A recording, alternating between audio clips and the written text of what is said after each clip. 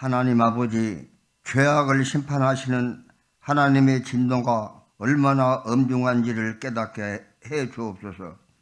하나님의 때가 이르기 전에 우리의 생각과 함께 우리의 마음에 뿌리 박힌 우상들을 제거하고 순전한 믿음으로 우뚝 서게 하옵소서. 우리 인생을 향한 하나님의 뜻을 분명히 알아 합당하고 선한 하나님의 도구로 사용되게 하옵소서. 오늘 이 자리에서 새벽을 맞이하는 성도들의 기도를 들으시고 응답하여 주옵소서. 한 사람을 향한 꿈의 비전을 가지고 목회하는 담임 목사님의 영육을 보호하고 이끌어 주셔서 우리 공동체가 가야 할 십자가의 고난의 길을 잘 이끌어갈 수 있도록 인도하여 주옵소서. 예수님의 이름으로 기도드립니다. 아멘. 말씀을 보겠습니다. 열왕기하 9장 1절부터 13절까지를 교독하겠습니다. 마지막 13절은 한 목소리로 같이 봉독하겠습니다. 선지자 엘리사가 선지자의 제자 중 하나를 불러 이르되 너는 허리를 동이고 이 기름병을 손에 가지고 길리앗 라못으로 가라.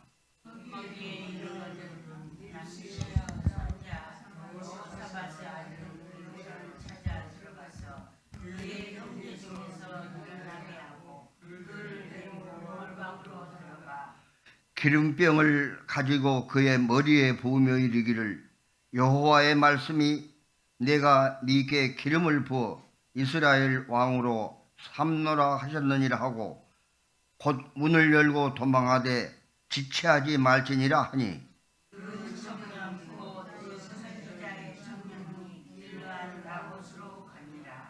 그가 이르러보니 군대 장관들이 앉아있는지라 소년이 이르되 장관이여 내가 당신에게 할 말이 있나이다.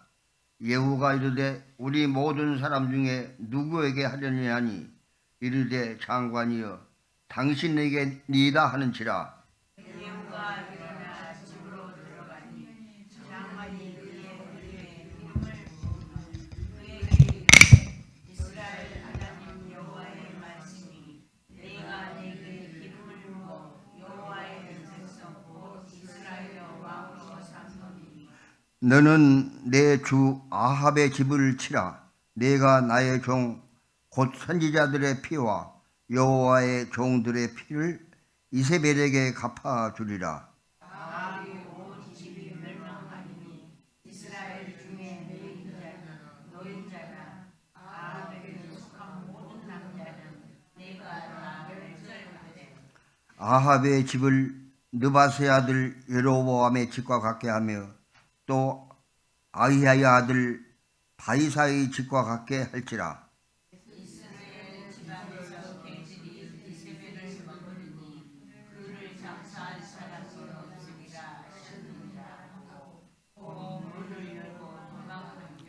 예후가 나와서 그의 주인의 신복들에게 이르니 한 사람이 그에게 묻되 평안하냐 그 미친 자가 무슨 까닭으로 그대에게 왔더냐 대답하되 그대들이 그 사람과 그가 말한 것을 알리라 하더라. 우리가 이르되 당치 아니한 말이라 칭하건대 그대는 우리에게 이르라 하니 대답하되 그가 이르되 말하여 이르되 여호와의 말씀이 네가 네게 기름을 부어 이스라엘 왕으로 삼는다 하셨다. 같이 봉독하겠습니다. 무리가 각각 자기의 옷을 급히 가져다가 섬돌 윗 고 예후의 밑에 깔고 나팔을 불며 이르되 예후는 왕이라 하니라. 아멘. 예후가 아합과의 혁명을 일으키는 오늘 아침의 서곡입니다. 우리가 성경을 볼 때에 관점이 있습니다. 사무엘상은 왕국의 성립, 사무엘하는 다윗의 통치, 열왕기상은 왕국의 분열, 열왕기하는 분열된 왕국의 역사, 그 다음에 역대상은 다윗의 통치, 역대하는 남쪽 왕국의 역사가 기록되어 있어 비슷비슷한 말이 나옵니다. 이 열왕기사는 이 주관점이 선지자가 하나님과 이 세상을 바라보는 관점에서 쓰여져 있고, 역대상하는 제사장의 관점에서 이것이 쓰여져 있습니다. 그렇기 때문에 역대서는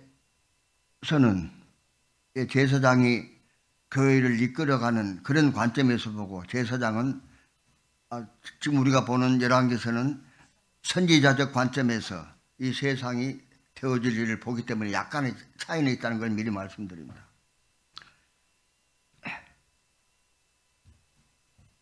열왕기하 9장은 북이스라엘 제7대 왕 아합과 8대 왕 그의 아들 아하시야, 그리고 9대 왕 8대 왕도 아합의 아들이고 9대 왕도 요람도 아합의 아들입니다. 아하시야가 아들이었기 때문에 아합의 아들이 형제간이 있었는데 요람이 9대 왕이 됩니다. 그리고 이제 제10대 왕이 될 예후에게 엘리사의 명을 받은 생도 한 사람이 가서 군대 장관 예후에게 엘리사의 명을 전하고 그에게 기름을 붓고 이스라엘 왕이라 선포하고, 예후의 말을 들은 무리가 나팔을 불며 예후가 왕이라고 외치는 장면, 제13절까지 오늘 말씀입니다. 내일은 14절부터 26절까지 요람이 혁명에 의해서 처단되고, 모레는 27절부터 37절까지 악명 높은 이세벨이 처형되는 것으로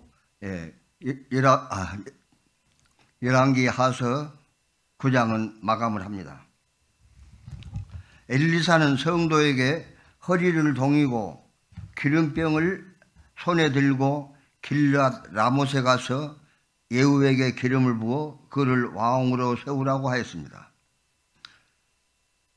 길앗 라못이란 곳은 어디냐 그러면은, 지도는 표시가 안 가져왔습니다만은 요단 북부에서 북이스라엘과 아람의 경계 지역입니다. 거기가 군사적으로 매우 중요한 것이기 때문에 요람 왕이 군대 장관 예후를 거기에다 지금 배치시키는 겁니다. 그러면은 길앗 라못에는 어떤 일이 있었냐 그러면은, 아합과 아람의 베나닷 2세가 3차례에 걸쳐서 전쟁을 했던 곳입니다. 1차, 2차 전쟁에서는 하나님의 도움을 받아 북이스라엘 아합이 승리하게 됩니다. 아합이 회개하지 않으므로 제3차 전쟁에서 거기서 아합은 아람 군대에 의해서 죽게 됩니다. 그래서 아버지가 죽은 뒤에 아하시아가 죽고 그 뒤에 요람이 정권을 잡으면서 최고의 군대 장관 예후를 갖다가 가장 전략적으로 중요한 요단의 동쪽 진지를 지금 지키게 돼 있어서 예후가 거기를 지금 가 있는 것입니다. 엘리사는 성도에게 허리를 동이고 기름병을 손에 들고 길앗 라못에 가서 예후에게 기름을 부어 그를 왕으로 세우라고 했습니다. 이것은 예후를 통해 아합의 집을 멸망시키려는 하나님의 뜻인데, 엘리사는 이 일을 실행함에 있어 늙은 자기보다는 젊고 민첩한 선지자 생도를 책임자로 생각한 것입니다. 오늘도 우리 공동체에서 우리에게 맡길 때에는 가장 책임자로 알고 그 일을 맡기는 것이기 때문에, 누구든지 공동체에서 이 일을 맡기거든 기도로서 받고 성실히 수행해야 할 것입니다. 골방에서 기름을 부으라고 하고 그 후에 왜 급히 도망하라고 한 이유를 봅니다. 골방에서 기름을 부으라고 한 이유는 예후에게 기름을 붓는 그 선지자 생도는 엘리사같이 모든 사람이 알 수 있는 공인된 선지자가 아닙니다.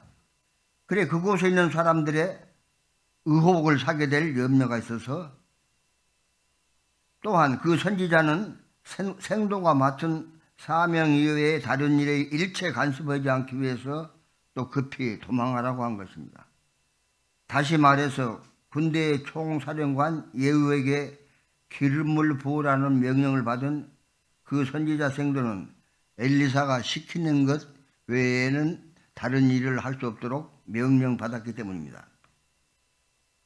그러므로 그는 예후의 다른 어떤 사람들과도 만나지 않고 예후에게 기름 붓는 일만 하고 급히 도망하였습니다.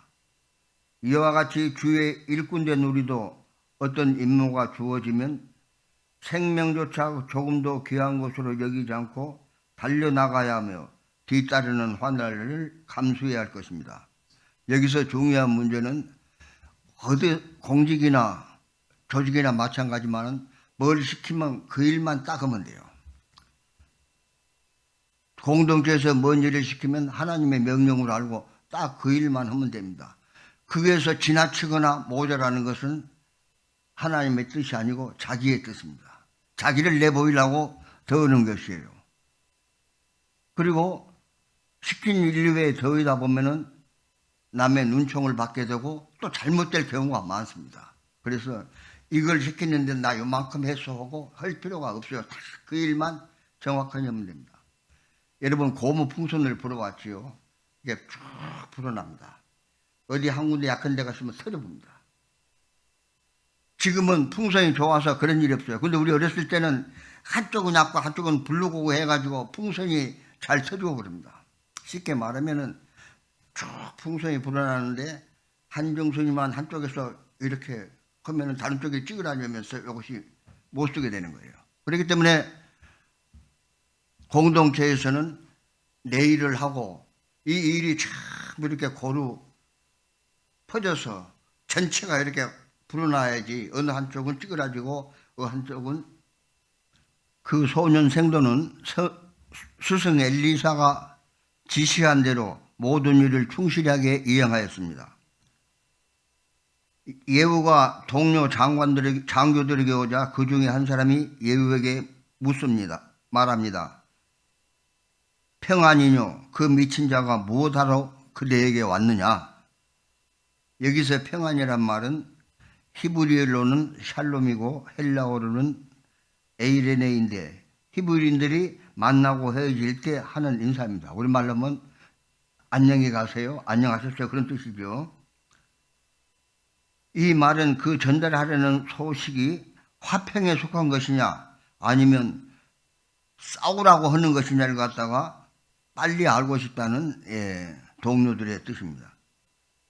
그 미친 자라는 표현은 그 신복들이 선지자 생도를 보고 느낀 인상을 가리키는데 일반인들은 종종 생도들을 비정상적인 인간으로 취급하는 일이 많았다고 합니다. 왜냐하면 선지자들이 환상을 보고 황홀 상태에 빠지고 그 행동이 파격적이고 격동적인 예가 많았기 때문입니다. 하나님께 대한 바른 지식이 없었던 예후의 동료 장교들은 선지생도의 모습을 빚고 와서 미친 자라고 불렀던 것입니다. 하나님을 열렬히 사랑하고 봉사의 정신을 가진 신자들에게 일반인들은 오해를 사고 애매한 비난의 손가락질을 퍼붓습니다. 저 사람 예수에 미쳤다. 사도 바울과 예수님도 미쳤다고 비난을 받으셨는데 우리가 이런 비난을 한 번도 받지 않았다면 우리가 미친 사람들입니다. 요한복음 10장 20절에 보면은 그 중에 많은 사람이 말하되 그가 귀신 들려 미쳤거늘 어찌하여 그 말을 듣느냐. 예수님을 보고 이 사람들이 하는 말입니다.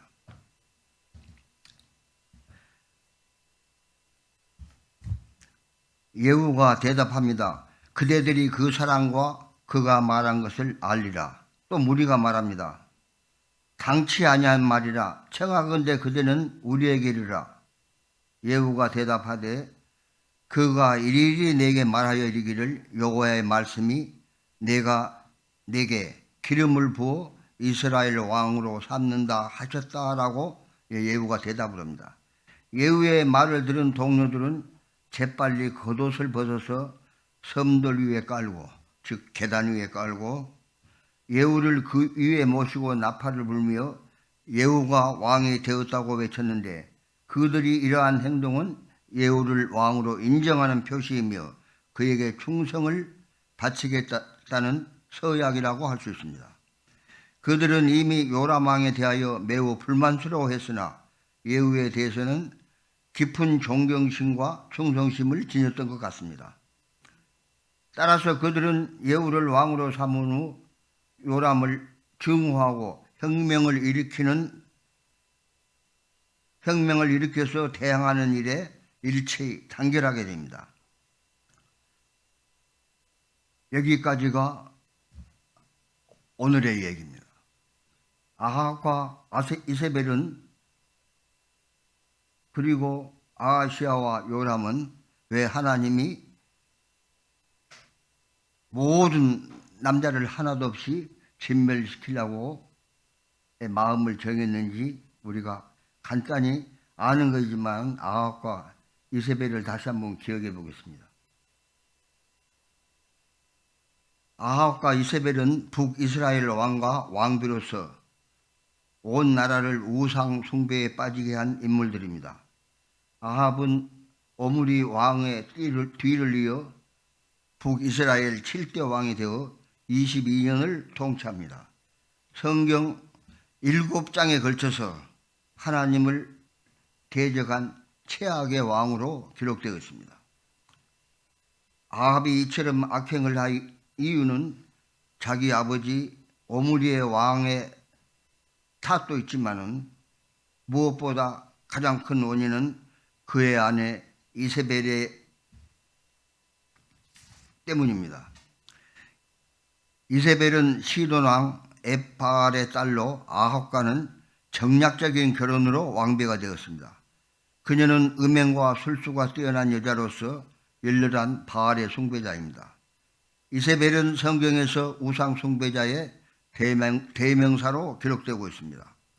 그는 아합 왕을 깨어서 많은 선지자를 죽였는데 왕궁을 맡은 오바다가 숨겨둔 자 선지자 100명을 제외하고는 북이스라엘에 있는 선지자를 하나도 없이 다 죽였습니다.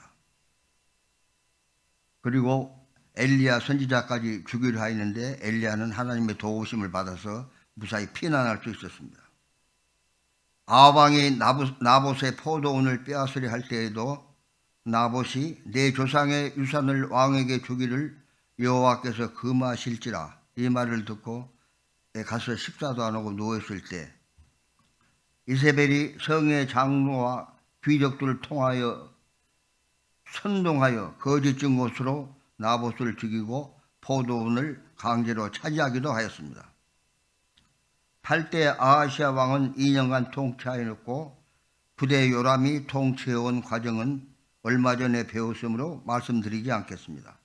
다만 이들도 자기 어머니 이세벨의 영향을 다분히 받아서 바알 우상 숭배를 타파하지 못한 것이라고 성경학자들은 말하고 있습니다. 허준은 청년과 차 안에서 제가 이야기하다가 같은 생각을 한 것이 있습니다. 왜 이스라엘에는 북이스라엘이나 남유다를 막론하고 그렇게 악한 왕이 많냐? 그래서 제가 대답하기를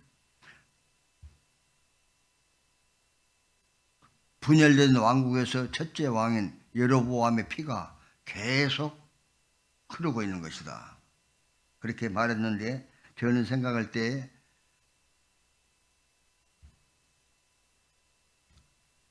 아브라함부터 이르는 가족 정치, 그 다음에 그 뒤를 이은 온니엘로부터 쭉 일러가는 사사들의 정치, 그것이 끝날 때 백성들이 강력한 임금을 원했습니다. 왕을.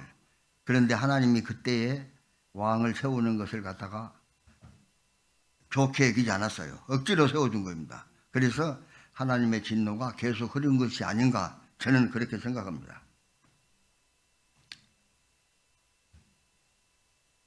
오늘 새벽 기도회에 제가 드리고 싶은 말씀은 한 문장입니다. 그 문장은 하나님의 때입니다. 하나님의 때.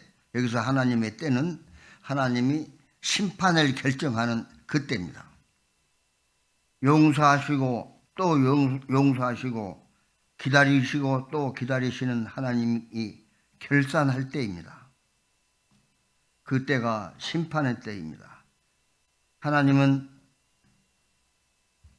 아합의 정치 22년간, 아하시아 정치 2년간, 요람의 정치 12년간 36년을 갖다가 기다리다가 참다가 이들을 멸망시킬 때를 정하게 되는 것입니다. 그것이 열왕기하 지금 9장입니다.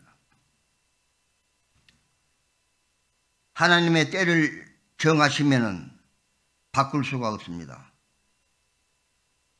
예루살렘이 멸망하는 것을 막아보려고 눈물로 기도했던 에레미야 기도에도 불구하고 예루살렘은 파괴됩니다. 예루살렘이 파괴된 것을 본 예레미야가 눈물을 흘리면서 슬프게 탄식한 것이 예레미야 애가입니다. 저는 우리나라가 우리 민족을 전도하기 위해서 파송된 선교사들이 탄 배를 갖다가 대포로 격침시키고 수많은 선교사와 우리가 잘 알지요. 정조대왕 때 수많은 천주학도들이 있어요. 후에 흥선 대원군 이하응이 이 천주학도들 갖다가 말살한 사건, 그 사건이 만일 없었고 그 선지자들을 선교사들 우리가 받아서 지났더라면 일제의 침략과 그로 인해서 36년간 식민지 생활과 6.25 동란은 없었을 것이라는 게 저희 주장입니다. 6.25가 이르는 전에 평양은 대한민국의 예루살렘이라 그랬습니다. 평양에가 모든 종교가 이렇게 싹이 트고 불타고 있었음에도 불구하고 하나님이 우리에게 6.25를 허락한 것은 그때는 이미 하나님의 심판의 때, 하나님의 결정이 끝난 뒤에요. 그러니까 막을 수가 없는 거예요. 우리 개인에게, 우리 가정에, 우리 사회에, 우리 국가에 언제 하나님이 심판을 결정할지 그건 우리가 알 수 없습니다. 만약에 심판을 결정할 때 의인 10명이 있으면은 하나님이 심판을 면하고 준다고 할 때 우리 예수님 교회에서 의인 2명이 나오기를 저는 바랍니다. 만약에 어느 공동체가 있어서 내가 그 공동체 때문에 세상을 심판하지 못하겠다 하면은 우리 예수님 교회가 그 공동체가 되기를 바랍니다. 장사하는 사람이 아주 어려워서 하나님 저를 한 번만 도와주면은 열심히를 내겠다고 기도했습니다. 하나님이 그를 포하게 만들어 주었습니다. 말합니다. 바빠서 돈 벌기가 이제 바쁘니까 시간이 없으니까 새벽기도도 못하고 수요일도 못하고 주일은 반은 나가고 반은 안 나가게 됐습니다. 나가 만약에 하나님 같으면 당장 가진 것을 모두 없애불면은 처음에 믿었던 그 믿음도 돌아갈 것이 아니냐. 하나님은 때를 기다립니다. 그 때가 되기 전에 내 자신부터 돌아보고 가정도 돌아보고 사회와 국가를 염려하는 우리가 되었으면 합니다. 순천에서 장로들이 몇 명 모였다고 합니다. 그래가지고 뭔 이야기가 우연히 나오냐 그러면 순천에서 어느 교회가 크냐. 그래서 순천 제1교회, 순천 중앙교회 교인이 몇 명, 장로가 몇 명, 집사가 몇 명, 그 다음에 헌금액이 어느 교회 어느 걸매 따지다가 자기들이 깜짝 놀랐다고 합니다. 큰 교회는 그것이 큰 교회가 아니다. 성령이 묻으랍니다. 큰 교회는 소돔과 고모라를 심판하실 때 어느 교회에서 의인이 나오냐. 그것이 큰 교회예요. 그렇기 때문에 순교자가 있는 교회는 멸망하지 않습니다. 하나님에 콕 붙으십니다. 그래서 저도 주일학교를 보면서 학생이 몇 명 안 되지만은 단 한 명이라도 심판날에 그를 바라보고 하나님의 심판을 멈추실 그 한 명을 우리 예수님 교회가 키워냈으면 하는 것이 저 바람입니다. 사울과 다윗과 솔로몬으로 이어지는 통일 왕국은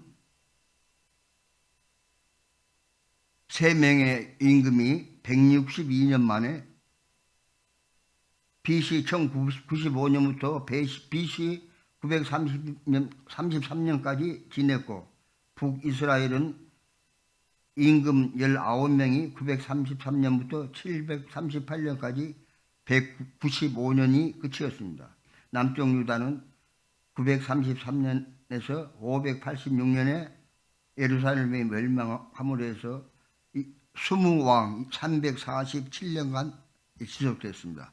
우리나라는 고구려가 28왕 705년, 신라가 56왕 992년인 거 보면은 우리나라 왕들의 역사가 더 길었던 겁니다. 하나님이 전적으로 북이스라엘과 남유다 임금들을 통해서 하나님이 어떤 분인가를 강력히 드러낸 것이라고 했습니다. 가정이나 나나 또 사회나 우리가 젊은 날에 주님을 알고 만나서 혼인을 하고 지금까지 살아왔습니다. 별거 돈도 만져보고 금도 만져보고 적게 만졌든 많이 만졌든, 그러나 80이 넘은 지금의 제가 생각하는 마지막 답은, 제가 방탕도 많이 했지만은 젊은 날에 주님을 내 마음에 넣었다는 그거 한 가지가 자랑입니다. 그거 외에는 자랑할 것이 없습니다. 남은 인생의 답이 무엇이냐고 누가 물으면 답은 예수 그리스도입니다. 기도하겠습니다.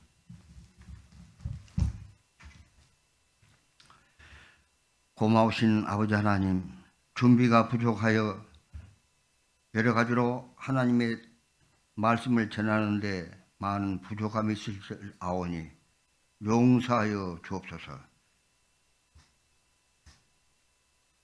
하루를 여는 새벽 미명에 이 자리를 찾은 하나님의 백성에게 위로하고 격려하며 하루를 맞고 날과 다리를 맞으면서 하나님께로 점점 나가게 하시고 본인과 가정이 부흥되게 하옵소서. 하루하루 삶이 하나님께 나은 것이 행복이고 기쁨이며 환난을 인내로 당하며 거기서 힘을 얻고 소망이 생기는 줄을 아옵소서.